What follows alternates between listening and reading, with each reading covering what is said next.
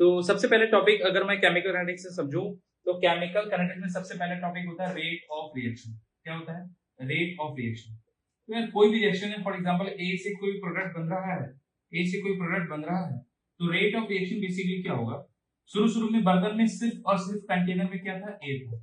कुछ समय बाद ये t बराबर 0 पे, मतलब अभी अभी बर्तन के अंदर ए रिएक्टेंट को लिए हुए, कुछ समय बाद क्या हो गया? ये ए रिएक्टेंट जो है उसका कंसंट्रेशन मान लेते हैं शुरू शुरू में ए मोल पर लीटर है, और ये प्रोडक्ट बेचारा बना नहीं था। कुछ समय बीता, कुछ समय बीतने के बाद ए रिएक्टेंट में से कुछ ना कुछ अमाउंट जो है वो लॉस हो गया होगा, घट गया होगा, और उतना ही अमाउंट प्रोडक्ट में बना लिया होगा। तो कंसंट्रेशन, अगर मैं रिएक्टेंट की बात करूं तो कितना आया चेंज? अगर मैं रिएक्टेंट की बात करूं तो टी टाइम में कितना चेंज आया? तो रेट बेसिकली क्या हुआ करता है?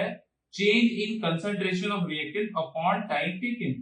तो कंसंट्रेशन में अगर मैं ध्यान से देखूं अगर, तो फाइनल कितना है? a माइनस एक्स, इनिशियल कितना है? a अपॉन टाइम कितना लगा? Final minus initial. अगर मैं यहाँ पे सॉल्व करूं तो माइनस ये a से माइनस से कैंसिल हो जाएगा, माइनस एक्स अपॉन टी आएगा।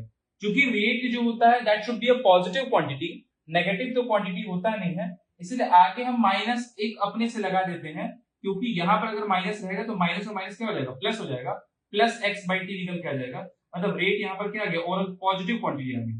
तो जब भी रिएक्टेंट की बात करेंगे तो रेट ऑफ रिएक्शन जब भी लिखेंगे तो आगे माइनस चिपका देंगे, जब भी प्रोडक्ट की बात करेंगे तो रेट ऑफ रिएक्शन लिखेंगे तो आगे प्लस चिपका देंगे। This is what rate of reaction. क्योंकि रेट ऑफ रिएक्शन की अगर मैं बात करूं तो ऊपर कंसंट्रेशन है मोल पर लीटर में, तो ऊपर क्या है? मोल पर लीटर, और डिनोमिनेटर में टाइम है, तो इनटू इनटू टाइम लिख दो।